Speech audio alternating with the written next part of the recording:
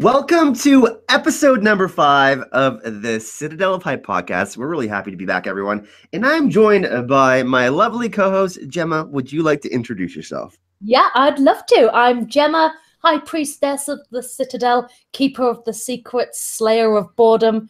I'm the content creator for the YouTube channel, Secrets of the Citadel, and a prospecting author. I'm also a literature teacher with a bachelor's degree in English literature and language, and I'm very happy to be part of this discussion.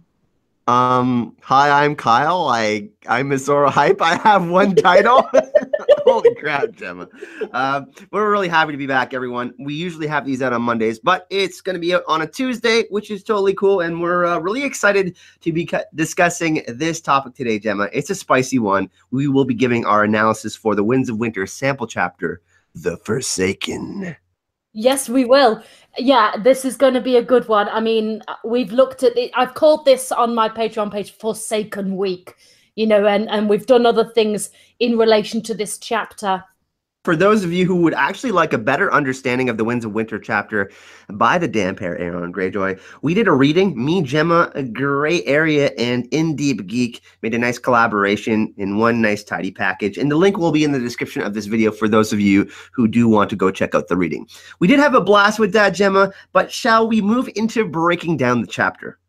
If you count having a blast as spending 8 hours of editing rolls of narration. Well, for me, it was easy, right? I mean, I only, hey, Kyle, take this, record 5 minutes of your voice. All right, that's fine. Yeah, no, it was great to do. I actually love reading stories. I love getting into the narration of a really good story. When I did teach at school, reading to the kids and then watching them just utterly enthralled in a great story, that was one of my absolute favorite things. So at Balticon 2016, George R.R. Martin read out a brand new Aeron Damp Hair chapter from the Winds of Winter, and it has plenty of importance concerning the endgame of the Song of Ice and Fire, Gemma. It looks like Euron Greyjoy is actually going to be a third act villain along with Cersei Lannister and, we suppose, the White Walkers. George's use of language in this chapter is really interesting. We know that George likes to get quite descriptive, but this one really takes it up a notch, and we feel like we are in the perspective of Euron Greyjoy. It really made my skin crawl. You could really kind of feel the torment and the torture. So, but before we actually get into the visions, Gemma, I want to get a kind of a rundown of the political situation on the Iron Islands, because Euron has done something really interesting with the Shield Islands and giving away power and all that. So, can you kind of give us a rundown? Well, yeah, I mean, I'm going to keep this really as simple and summarize it as much as I possibly can. There's a lot of additional politics and things going on above and beyond this, but essentially it boils down to the fact that Balon Greyjoy, the Lord of the Island there, that Balon Greyjoy... This is what happens when you make me record it. Oh, it's 3 o'clock in the afternoon. I really don't have an excuse.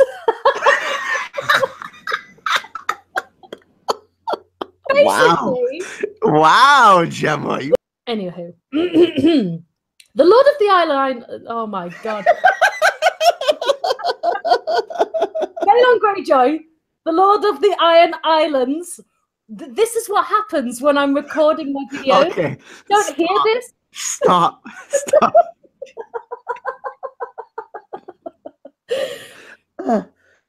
He's just been killed by Euron. Okay. Balon Greyjoy has just been killed by Euron? Yeah. So the show showed us this very plainly. You know, we literally saw him kill Balon. But until this chapter in the books, until we got the Forsaken, we never had confirmation of this. And Euron actually admits this here. He actually admits quite a lot of things, but this is one of the things he admits. So we've had this theory for a long time that he paid a faceless assassin to do his dirty work, and that does seem to be true, because he specifically says that he didn't do the deed himself, but it was at his hand. So this essentially left a power vacuum, because they need a new lord, obviously. This should have gone to Theon through Primogeniture, but Theon has his own issues, let's just say. And the Ironborn weren't very receptive to that idea. You know, Theon's been with the Starks in Winterfell for pretty much most of his life. So essentially, in a nutshell, this left two main candidates, and this was Euron Greyjoy, Balon's brother, and Asha, Balon's daughter, or Yara on the show. Now, Asha was an excellent candidate, but being a woman, she basically didn't stand a chance. Victarion's claim was stronger, but then Euron pretty much just rocked up, returning from his exile, which he was on from knocking up Victarion's wife in the first place. And the Iron Men pretty much just sort of go with the flow, and before you know it, they're all chanting his name. And so Euron's now the king. Damphair wasn't too impressed with this idea for reasons that we are going to get into a little bit later, I know. So he attempts to gather support, but he was quickly abducted. And this is essentially where the chapter opens up, where he's in his captivity. He finds out about the other movements of Euron from Thalia Flowers in particular, tells him quite a few things. But we don't actually see that going on because all of this is from Aeron's perspective, and he's in this dark, damp dungeon or on a boat, you know, interchangeably. So we know there's a lot of things going on, and Euron clearly has some plans in his new role as King of the Ironborn. But yeah, essentially that's it in a nutshell. That's how we've come to this point. It's really interesting because it almost seems like he's disinterested in the Iron Islands.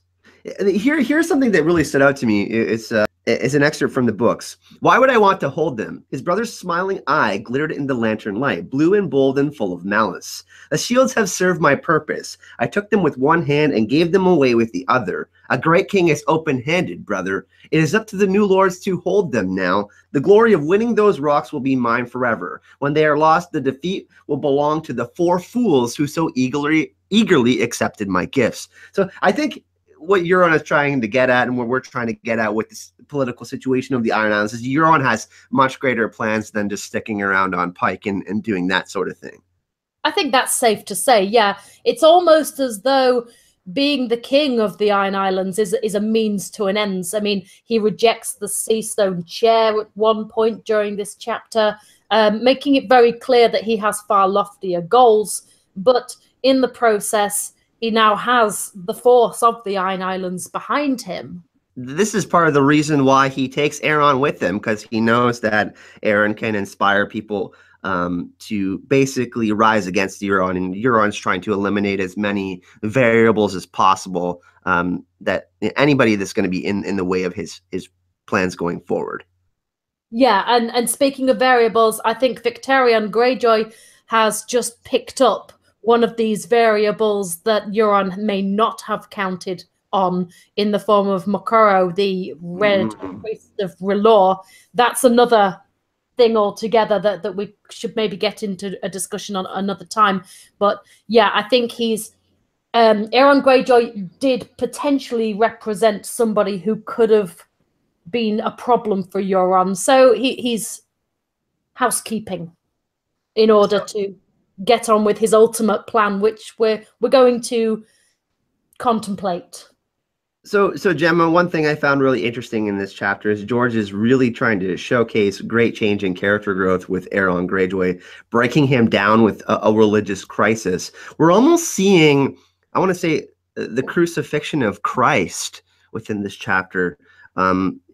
George is describing Euron almost as like a Satan devil-like figure that is deceiving people and getting people to basically worship him. That's essentially what he's trying to do. Is he's trying to achieve godhood, almost glory, his idea of twisted glory. But you know, there's a couple of visions, Gemma, that are just nutty, that give us some foreshadowing on what might be going on in the future in the Song of Ice and Fire. I mean, yes, there is this overarching external crisis of faith going on, but actually, I think for Damphair, a lot of this actually comes down to a very personal level as well. You know, the personal relationship between himself and his brother.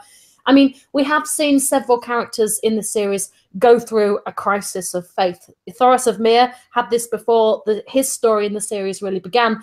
His crisis of faith was essentially what made up his backstory. Melisandre, we've recently seen go through this. Arya doesn't know which god to pray to anymore, and that's beautifully captured in the House of Black and White. There's obviously existential crises, such as Jon Snow. But as far as damp hair goes, before this point, it was actually the opposite. He was the youngest of the brothers, and in his youth, he was nothing like the man he is now. He was wild and robust. He was a very enthusiastic drinker, let's say, and just like this all-round party guy, really. He had absolutely no respect. I mean, he called his ship the Golden Storm because he pissed on it. I mean, and during the Greyjoy Rebellion, however, he had like an epiphany. He was almost drowned, sort of washed away for several days, came back and was alive. Then he was imprisoned for a while by the Lannisters, and that gave him time for introspection and reflection on past behaviors. And then there was a second occasion where he went down on a ship again, but he didn't drown again. And he's now come to the realization, he believes firmly that he was saved by the drowned god, and that this has given him a sense of destiny and purpose. He's dedicated his entire life wholeheartedly to the faith of the drowned god. And then this is further compounded in his mind because, you know, they give him the kiss of life, and then when they resuscitate the followers, and that's never failed for him. And then when Euron triumphs at the Kingsmoot, which was Damphair's suggestion, it was Damphair's Kingsmoot, and then Euron turns up, he's killed his brother, he's done many shockingly terrible things in the past. So things take a very rapid U-turn for Damphair at this point. He's essentially forced to crown his abuser. And this is another thing, this abuse was something that we all suspected and again confirmed in this chapter, that Euron basically abused all of his brothers when they were younger. So now he's in his captivity and he's wondering if his god has forsaken him. That's the name of the chapter, isn't it? And then the silence of his god is reflected in the name of Euron's ship. It's repeated throughout this chapter. My God, why have you forsaken me? And we talked about this in our Ragnarok episode, Gemma, the idea of life, birth, life, death, and rebirth. The death of the innocence of Euron Greyjoy. In comparison with Euron, we really get to see the difference between the two. You know, George is really good at doing that, despite having so many great characters. And I think that this chapter is just great in that way. I mean, almost a tale of two extremes, you know? Yeah, absolutely. Yeah, they really do that juxtapositioning of Aeron, who's trying to do the right thing, who's devout, who's trying to keep hold of his faith, and then Euron, who's doing the exact opposite. He wants to rip away that faith. He denounces the gods. He believes he can kill the gods. I mean, yeah. You know, there's pretty lofty ideals going on there, but yeah. It's this idea of everyone having to achieve a sort of death before resurrection or rebirth. And I think I don't think it can get any worse for Euron Greyjoy. I don't know. Do you think it could get any worse? I'm not sure. That's pretty bad. Well, at the very, very end, he seems to have embraced his own death. He's almost welcoming that death, which makes me believe that he's not going to get one, not just yet anyway, because this is the nature of our author, isn't it? George is a cruel wench when it comes to some of these things. That's the thing, though. I mean, he really wants to make you feel like you're in that person's shoes. You're experiencing the same thing that they are. Yeah, I mean, this is often very, very easily conveyed through the use of first-person point of view, and obviously George is predominantly third-person. Sometimes he falls into omniscient narrator, but this is a third-person point of view chapter, and yet we are in the body of Aeron Damphair, and we can see the writhing worms and fish in the bread, and we can feel the water and the tide and the salt, and he gasps as it enters his wounds, and it's a cringe chapter. It's messed up. It's an assault on the senses, really, because for those of you who know, like some of the people that don't enjoy Feast for Crows, this is got that extra descriptiveness that some people may not particularly enjoy with George. There's times where George gets me, and I'm like, George, move it along, I was having a conversation with Grey Area once, and she said every time she reads The Song of Ice and Fire, it makes her hungry because George R. R. Martin's descriptions of food are just so beautiful. And I said, I'm the same, but I like to drink wine. When I read The Song of Ice and Fire, I cannot read a Cersei chapter without at least going through a full glass. But this chapter really doesn't, it's not appetizing, is it? It doesn't make me want to eat. Shade of the Evening doesn't sound as good as a Dornish Red. Let's just say that. So Daenerys, something that I've been really thinking about lately is the House of the Undying vision in the book and her vision in the show.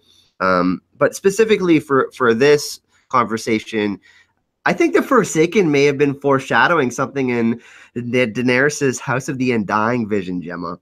Absolutely. Would you care to actually, do you have the excerpt in front of you, or would you like me to read it? I do. Would you like me to read it? Yeah, sounds good. Okay. Then phantoms shivered through the murk, images in indigo.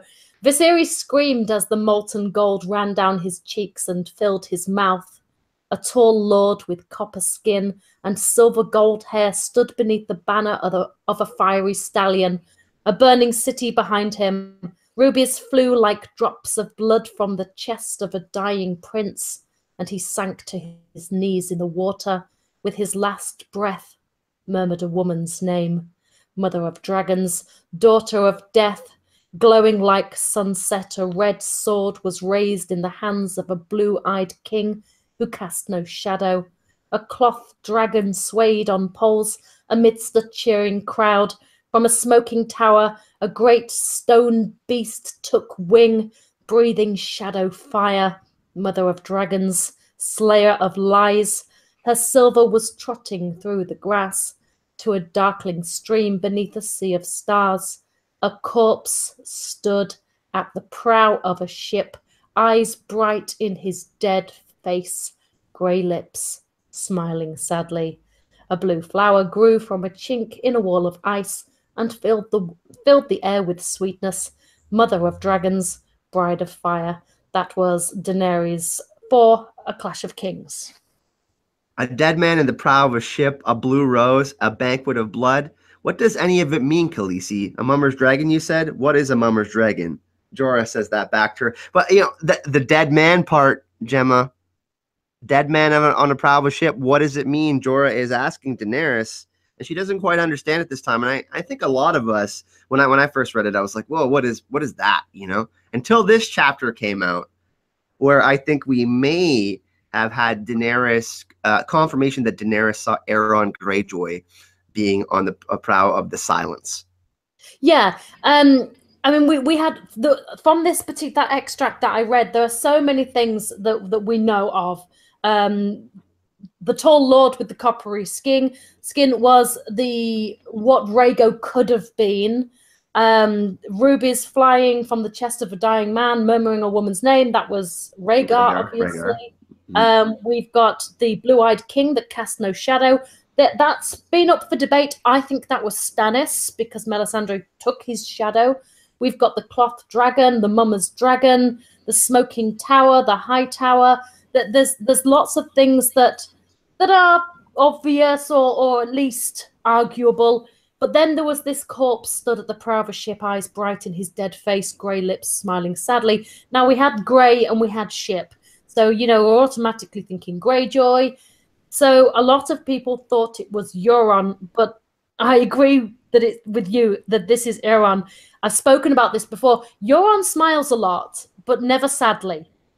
It's malicious and condescending smiling. This image has to be damp hair.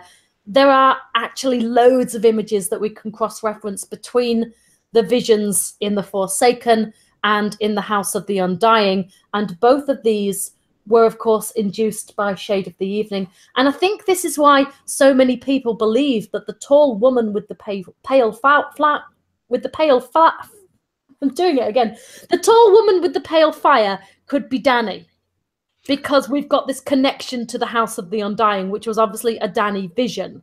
But we're gonna debate this after, which is really interesting. That's my favorite part of the whole chapter, actually. That specific deal to do with the pale fire and the woman in the pale fire.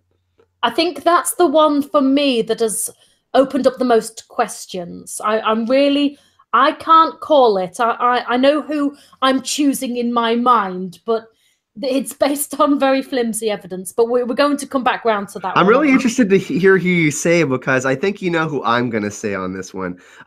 But for one thing that really stood out to me about this particular instance is that Euron says in the chapter, bind them to the prows. Specifically says prows.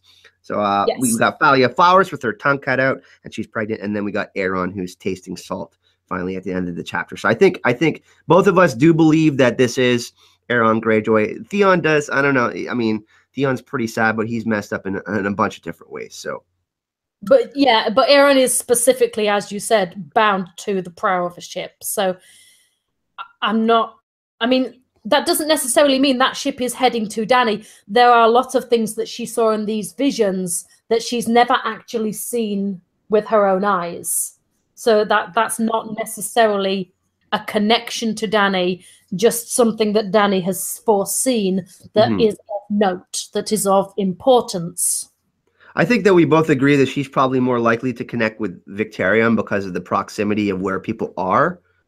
Yeah, I mean, Victarion has quite literally just landed in Meereen at this point. That's his mission right now, his mission is actually to get Euron to bring a marriage proposal from Euron, but he's got a secret mission, hasn't he? That he's going to court Daenerys himself. I think she's going to smack them both down, to be quite honest. But yeah, I think so too.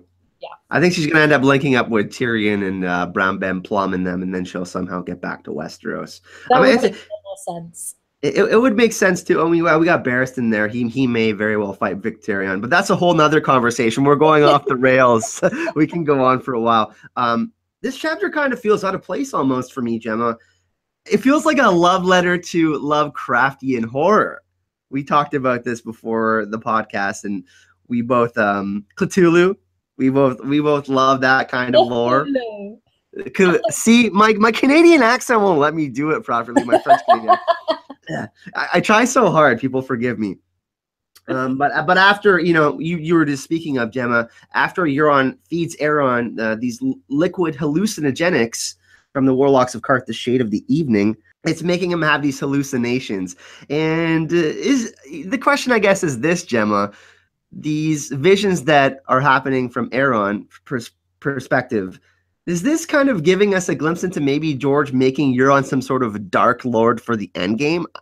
That's just the way I feel about it. I feel like the show's different, obviously. I don't think he's going to have that much of an epic final arc. But for the books, you think he's working with the others, or he's going to be one of those endgame characters? So you mean like the call of Euron Greyjoy, that is not dead, which can eternal lie, and with strange aeons even death may die. It's no coincidence that the Greyjoy arms are a kraken. Absolutely none at all. We've looked at a lot of other influences like the Ragnarok and the Norse mythology and things like that. And I think often these can give us hints or clues towards the end game. George R. R. Martin has clearly been influenced by H.P. Lovecraft, in particular the Call of Cthulhu. Lord Greyjoy in the time of Dunk and Egg was named Dagon, which is a character from H.P. Lovecraft. We've got the Black Goat of Cahor, the Bacalon, the Pale Child. And the Black Goat of Cahor and Bacalon are both mentioned in this chapter specifically. There's also other things that aren't mentioned in this chapter. There's the cities of Carcosa and Kadath in Issos. These are all Lovecraftian references throughout the Song of Ice and Fire. George R. R. Martin, I'm not sure if these are hints towards an end game or more, like you said, a homage to an author that George R. R. Martin is absolutely in love with. one thing we do need to bear in mind, as far as Euron becoming a Cthulhu-type figure, is that Cthulhu, spoilers, basically went back to sleep in the end. So rather than becoming a god himself, Euron might be trying to create or summon a Cthulhu-type being. I mean, I don't know if this is fan fiction or wishful thinking, but I want to see a Kraken. That would be amazing. Holy, I would love to see that. I would be really, really excited. I mean, we've got shadow demon vagina babies. We've got dragons. We've got white walkers. We've got zombie polar bears. Why not a Kraken? People eating trees. Why not? But basically, all of this is an elaborate setup for a mass blood ritual of some kind. At least that's the way I'm reading it. Gemma, we were talking, I'm going to absolutely botch this name. We were talking about Lovecraftian influences earlier. Nyarlathotep, okay? That's not bad. That's not bad. The god of 1,000 forms is horrifying to humans. This is a Lovecraftian god, by the way. I think he's the second most mentioned god in his lore, but he's most frequently encountered as a tall, swarthy man who takes joy in spreading chaos and suffering. So George in this chapter describes Euron as this like tall, his face was writhing with tentacles, tall and scary, and he's really trying to pay respects to HP in this chapter, I feel like. Yeah, and I believe he does it very well. I mean, because those of us that have read or are even aware of the works of H.P. Lovecraft will see those references and reflect on those and think back. And those that haven't can enjoy this story or this particular chapter for the disturbingly awesome, horrific thing that it is. Never thought all of those words would go together, right? I mean, George R. Martin can make us feel these things. He can. All right, Gemma, we're gonna get, let's just, I've decided I'm speeding up to the part where we talk about this. Beside him stood a shadow in woman's form, long, tall, and terrible, her hands alive with pale fire. Dwarves capered for their amusement, male and female, naked and misshapen, locked in carnal embrace, biting and tearing at each other as Euron and his mate laughed and laughed and laughed. This is my favorite part of the whole chapter. I feel like it's got some significance for the show and the books. But you might have a different thought on this. So who is... Yeah, I know you are. But who is the shadow in the woman's form? I personally believe it's Cersei Lannister, because Cersei Lannister has been associated with pale white fire and wildfire, and I think we all might feel that she might be going down the path of Mad King Aerys Targaryen. What are your thoughts on this one, though? Okay, well, the simple answer is I don't know. I mean, but I do have my theories, as always. I'm going with Melisandre because for several reasons. Her story with Stannis has been set up as a parallel to the Night's King. I don't mean the Night King. I mean the Night's King, plural. Not plural, but apostrophe S. The commander of, it's very complicated. Yes, it is. Lord Commander of the Night's Watch, and his bride, his corpse queen, and the relationship between Melisandre and Stannis was very much set up as a parallel to that relationship. And then this image of Euron, he almost conjures an image of a Night King. Or Night's King, oh my God. So, which lends itself to the idea that the woman in the shadow in woman's form with pale white fire is a Night's Queen. And obviously Melisandre is very much connected to fire, not pale white fire. I mean, Quaithe has pale white fire on the glass candles. Cersei, I can kind of see where you're going, but that for me, it's always green fire with Cersei, but she does fulfill the criteria of being a tall woman. She's very much connected with the Iron Throne. But what I can't get past is that bloody figurine that George R. R. Martin... You know what? I knew this was coming. I knew it. I mean, He's either, and I know he collects. He's an avid collector of figurines, and maybe this is just like an alternative fanfic paint job for collectors. But this blue Melisandre with her white flame in her hand, and I'm like, surely he would not give us a massive spoiler in the form of something, I don't know. But that's what leads me to think that this shadow fire woman is Melisandre. It's interesting too, because we always talk about how Martin doesn't do one for once, Gemma. He always gives multiple candidates. Like, how many powerful women in this story can we associate with fire? Well, Daenerys is one of them, you know, certainly. Yeah. And Euron is interested in Daenerys for sure. And then we know from the show, at least, that Euron and Cersei are going to link up.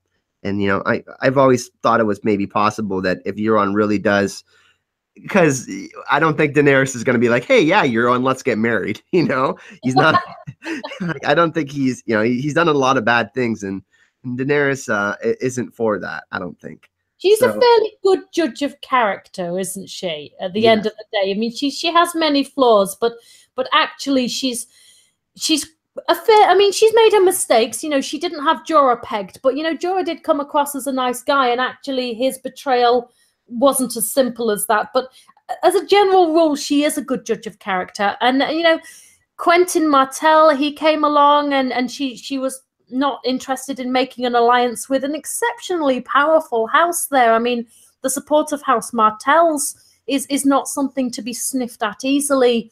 So I don't think, if she's quite happy to reject House Martell, what would she want with House Greyjoy?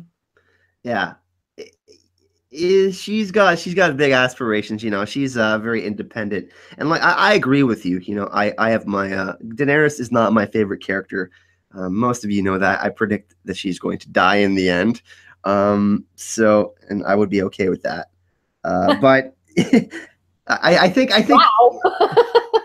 I wouldn't be happy about it. I'm just saying I prefer other people to survive if George is only going to give out 7 survivals. You know what I mean? Is that a prediction or a want, honestly? Yeah, I know. Calling me out on my bullshit. So we like we said, me and Gemma aren't saying that like, hey, yes, this is Cersei or Daenerys. Cersei is my best guess. Melisandre is Gemma's best guess, but it could be someone completely off the radar too. I mean, it could mean nothing. Tall. It could be Brienne. I don't know. Brienne's tall. You know, it's like you said. We're always left with multiple candidates. This is the Azor Ahai problem again, isn't it? I mean, how many potential candidates do we have for that? And this is another situation where, oh, well, this person vaguely fits into this, and this person's got these connections, but maybe not those connections, and this person definitely fits, except for that. And this is what we're left with for our theorizing. And it's funny because more and more we start to realize that we need a new book. Yes. Right. Okay. That's that. One more chapter would see me through. I could deal with one more chapter.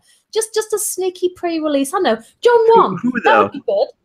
John 1. I wanted to John 1. John 1? Oh my God. That's staying in the podcast. Because blooper is staying in the podcast, everyone. I want John 1 because we don't know what.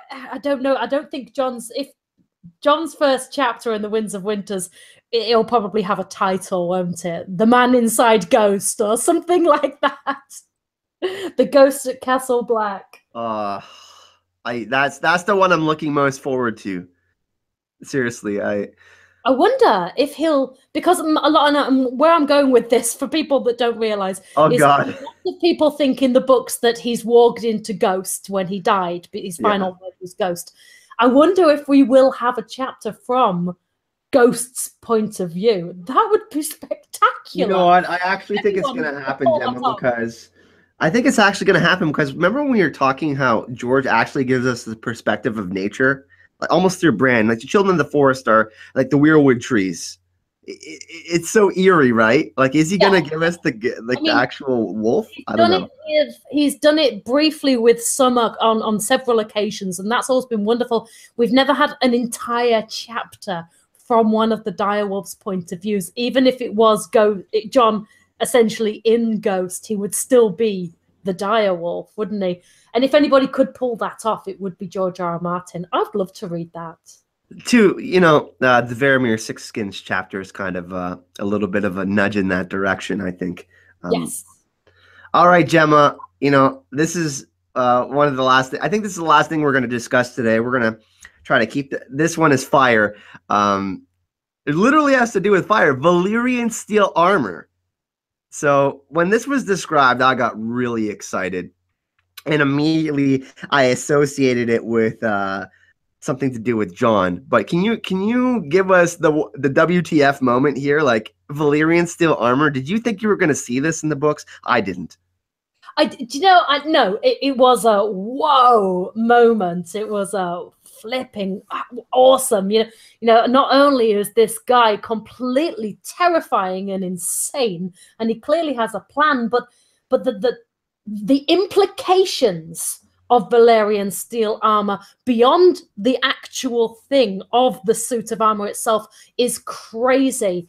So he definitely went to old Valyria then, because this is what he told them all at the King's Moot, that he'd been there. A few of them were skeptical, and Damphair even thinks that that it was true. He had been to Valyria.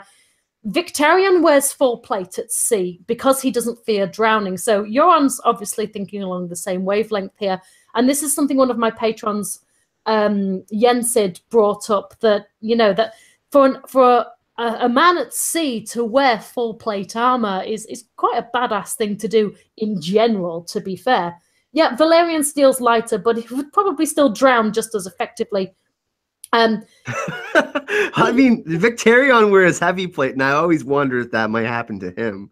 I think it might, but even Valyrian steel, it's not like it's super lightweight Lannister armor that Bronn could easily lift out of the depths now, is it? No.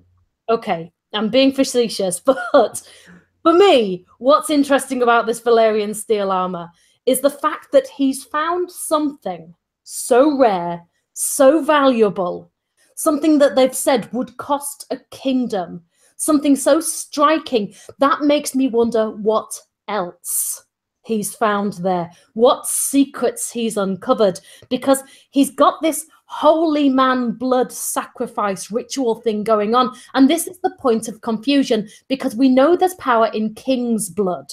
That's been firmly established throughout the text. But this power in holy man blood, well, that's new. So I'm thinking, where's he got this information from? And then when we actually see the armor itself, I've got a paragraph, not even a paragraph, just a sentence. Patterns could be seen within the metal, whorls and glyphs and arcane symbols folded into the steel. That's got to be magical in nature, right? We see glyphs and patterns on the horn, the dragon binder. This is something synonymous with magic. Mm-hmm. So this is a huge, and I'm wondering if this armor itself is magic, or he's clearly found something that makes him think that collecting a priest from every single religion and basically bloodletting them into the ocean is a good idea. This isn't just him being insane and evil. He's clearly got a plan. And what that plan is on the other, whether he's going to turn himself into a god, or at least attempt to, or summon a storm, or summon a kraken, whatever that is, it would seem that he's found more than a Valyrian steel suit of armor in Valyria, something that's been lost to the ages that Euron, unfortunately, has managed to get his hands on. I think Jon Snow is going to kill Euron. And Jon's dream where he's fighting the army of the dead. Jon was armored in black ice, but his blade burned red in his fist. As the dead man reached the top of the wall, he sent them back to die again. I'm actually going to make a bombshell prediction right now, and this is actually to do with the show. I think that Gendry is going to make Jon Valyrian steel armor in season 8, and I think it's going to be insane. I've seen images of people have photoshopped images of Jon. Yeah. From the Drac movie. Yeah, from the Dracula movie. Yeah, with the red dragon on the front. Yeah. So we definitely both agree that the Valyrian steel armor is going to be important to the end game. I think it has to do with Jon personally. I think that's what he's going to be wearing. Oh, absolutely. I am interested. What I am interested in, though, is, like I said, the wider implications. If he's found something so visible and tangible, what information and secrets did he find alongside that? Because it's before we thought of Euron as this liar, but he's actually backing it up with some pretty crazy artifacts. So well, that's it. He's writing checks that he can cash at the moment, isn't he? Or it seems to be the case. Gemma, before we go, I said that was going to be the last thing we talked about. We can't forget about the end of the chapter. Thalia Flowers, she's pregnant and she's got her tongue cut out on the prow of the ship. And you know, I want to talk a little bit about the show, because even though the books and the show are different, we didn't get to see a lot of Asha Greyjoy in season 7. So you think there's a possibility that they might take some of this Forsaken chapter and put it in season 8? Because this stuff is pretty good. It's endgamey type stuff, right? Yeah, I mean, we've seen a few hints of this already. Do you have no idea how much I smiled when you accidentally called show Yara Asha just then? Because I do that all the time, and I have to. People go, "Who are you talking about?" I'm like, oh, yeah, Yara. Because apparently Asha and Osha are too similar, and we're too stupid to distinguish between the two. Because did I say Yara or Asha? I can't even remember. No, Yara in the show, Asha in the book. Yeah. But I say Asha all the time. For me, I highly anticipated Euron in the show. Season 6, I'm not going to lie, it was a letdown. But I did remain optimistic for season 7. And actually, I think he did a far better job. I'm a girl who loves a bit of guyliner. There is literally nothing sexier than guyliner. Literally, nothing in the world sexier than guyliner. And I know... Shame. I know a lot of people really had an issue with this kind of dandy leather black thing that he had going. I really dug it. I thought it was cool. But I wonder if Euron he's just so extreme and so anticipated. Maybe this was just an impossible task to fully capture without giving him the storyline from the books, which they're obviously not giving him in the show. Yeah. But there's been a lot of nods, though, in the show towards his storyline. We've already seen the sand snakes tied to the prow or hanging from the prow of his ship. And I think, I'm pretty sure, maybe like 90%, I don't think Yara will have a tongue left by the time Euron's done with her. And I think that will be another nod to the books. So I think that's going to do it for the chapter discussion, Gemma. I think we got quite a bit in. We got, some of our favorite theories that are in relation to this chapter. We believe that, there could be some foreshadowings with, and we got to break down a little bit of Aeron's character and some of the stuff we might think happens in the show. What was your overall final thoughts in the chapter? I loved it. I mean, I know people have said that it's too dark, it's gone too horror, but I think there is scope within any text to have elements of other genres. I mean, like Harry Potter has elements of a detective story. These genres should not just be like a pick one and stick steadfast to it. I've seen fantasy with elements of sci-fi. That's a heavily crossed over genre. So why, this is a dark chapter. Something very dark is happening, something very macabre, something frightening. So the horror genre lends itself to that. And I'm not a huge reader of just the horror genre, but I like a bit of horror in my fantasy. Definitely. I loved it. I thought it was beautiful. Just don't eat your lunch while you're reading it. Yeah, I'm in agreement. It was a great chapter. It was one of the more descriptive chapters, and it had some supernatural elements that I really, really enjoyed. All right, Gemma, we are going to have some bonus content coming up from the patrons in just a little bit, but can you tell us where we can find you and what you're up to? Yeah, you can find me on Secrets of the Citadel on YouTube. I'm at Citadel Secrets on Twitter. I'm Gemma Stark on Facebook. Follow me, tweet me, reach out to me. Private messages are an issue. I'm getting so many. I get hundreds, if not thousands, a day. I cannot possibly, physically, I'm one person. I can't possibly reply to them all. But you post on my wall, get a conversation going. Other people join in too. That's part of the beauty of it. It's a community. I've got some other projects going on, which I'm going to be posting on my social media in the next few days. So I'm not going to go into those too much, but keep your eye out. That's all I'll say. There's more coming from me. And in relation, Gemma, you dropped the Forsaken chapter mini breakdown on your channel today. You dropped a video, and then we also had the Forsaken reading. So if you're all looking for more Forsaken content, definitely go check out Gemma's channel. And as well, all of her social medias, her link to her Patreon if you want to go support Gemma's channel, and all of that will be in the description of this video. That's going to do it for today, everyone. We had a really, really fun time discussing the Forsaken chapter. Next week, we are going to be on Gemma's channel, and we're actually going to be doing a poll on Twitter. You will be able to decide and vote which 4 of the subjects we are going to be covering in our podcast next week. Gemma, we got some interesting choices. Yep, we do. And like I said, thank you everyone so much for supporting the podcast. We appreciate all the new patrons, and get ready for that bonus content, everyone. Thank you so much for joining us. Hype and love. Thank you for having me on. Bye. Bye. Fuck the king.